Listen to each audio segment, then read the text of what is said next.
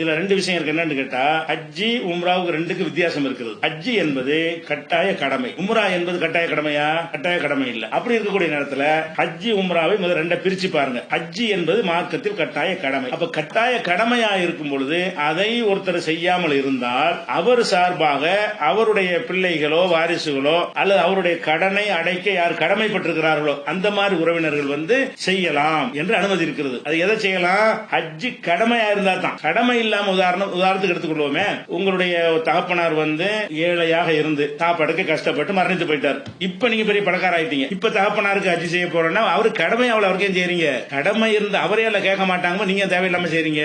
அப்ப ஹஜ்ஜி என்பது ஒருத்தர் கடமையாக அவர் வசதியெல்லாம் இருந்து நாளைக்கு போவோம் நாளைக்கு பாவோம் அப்படி நினைத்து கொண்டே மூத்தா போயிட்டார். அப்ப அவருக்காக நம்ம என்ன செய்யலாம்னு கேட்டா அதை ஹஜ்ஜி செய்யலாம். இதுக்கு என்ன ஆதாரம் கேட்டீங்கன்னா, ஒரு அம்மா வர்றாங்க ரசூலுல்லாஹ்ட்ட என்ன செய்யறாங்கன்னா, ஒரு ஆம்பளை வருது, சில ஹதீஸ்ல பெண்ணு வருது. என்னுடைய சகோதரி ஹஜ்ஜி செய்வதாக நேர்ச்சை செய்து விட்டார். நேர்ச்சை செஞ்சா கடமையாயிரும். அந்த மாதிரி என்ன செஞ்சிட்டாங்க, என்னுடைய சகோதரி ஹஜ்ஜை நேர்ச்சை செய்து விட்டார். அப்ப நேர்ச்சை அர்த்தம் கடமையாக்குற விஷயம். அது மரணித்தும் போயிட்டார். அப்ப ரசூல் ஸல்லல்லாஹு அலைஹி வஸல்லம் கேக்குறாங்க, உன் சகோதரிக்கு கடன் இருந்தால் நீ தானே அடைப்பாய் அப்படின்னு கேக்குறாங்க. அவர் ஆமாங்கிறாரு. அப்ப அல்லாஹ்வுடைய கடன் அதை விட அடைக்கிறதுக்கு அதிக உரிமை படைத்தது, போய் அடை செய்யுங்கிறாங்க. அப்ப ரசூல் ஸல்லல்லாஹு அலைஹி வஸல்லம் அவர்கள் இதுல பயன்படுத்துற வார்த்தை என்னன்னு கேட்டா, அந்த கேள்வி கேட்டது கடமையான ஹஜ்ஜிக்கு ஒண்ணு. ரெண்டாவது, உன் தாய்க்கு கடன் இருந்தால் நீ தான் அடைப்பாய்னு கேக்குறாங்க. அப்ப நம்ம கூலிக்கு ஆள் பிடிச்சி ஹஜ்ஜி செய்யறாங்க, அதெல்லாம் கூடாது. அதுக்குன்னு சில ஆலிம் சாக்கெல்லாம் கிளம்பி இருக்கிறாங்க. உங்க வாப்பாக்கு நான் ஹஜ்ஜி செஞ்சு வர்றேன், உங்க தாத்தாவுக்கு 5 ரூபா தாங்கன்னு சொல்லி கேட்டு போவாங்க. அவங்களுக்கு நீ என்ன செய்யற? நான் தான் செய்யணும். என் தகப்பனுக்கு நான் செய்யணும், என் பாட்டனுக்கு நான் செய்யணும், வேற ஒருத்தன் செய்ய முடியாது. ஆனா அது எதுக்கு அந்த தகுதி இருக்கு என்று கேட்டால் ஹஜ்ஜிக்கு தான். ஹஜ்ஜிங்கிற கடமையை உங்க தாத்தா உங்க அம்மாவுக்கு செஞ்சுட்டாங்கிறீங்க, உங்க அத்தாவுக்கு செஞ்சவங்க, உம்ரா தான் செஞ்சங்கிறாரு கேள்வி கேட்டவர். உம்ரா செஞ்சதுக்கு தேவையில்லை. நீங்க உம்ரா செஞ்சா அவங்களுக்கு போய் சேரவும் செய்யாது. ஏன்னு கேட்டா, கடமை இல்லாத விஷயங்களை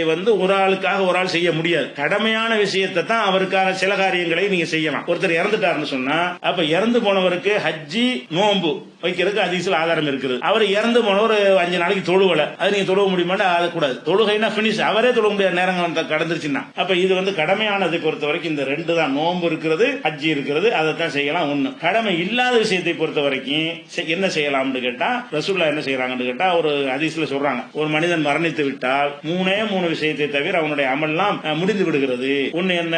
நிலையான தர்மம் செஞ்சுட்டு போறான், அவனுக்கு நன்மை கிடைக்கும். அப்புறம் பயனுள்ள கல்வியை பண்ணிட்டு போறான், அல்லது சாலிகான குழந்தைகள் அவனுக்கு செய்யற துவா அப்படிங்கிறாங்க. அப்ப நீங்க இறந்த அவங்க தகப்பனுக்கு நீங்கள் செய்யறதா இருந்தால், உம்ராவுக்கு போன காசை தர்மம் செஞ்சிருந்தா அவருக்கு நன்மை கிடைச்சிருக்கும். அப்ப இறந்தவருக்கு கடமையை செய்யறதா இருந்தா ஹஜ்ஜி நோன்பு தான். கடமை இல்லாம செய்யறதா இருந்தா துவா தர்மம், இதுதான் உங்களுக்கு செய்ய முடியும். இதை தவிர மற்றது எல்லாமே நம்மளா உண்டாக்கி கொண்டது. அதுக்கு ஒரு ஆதாரம் கிடையாது.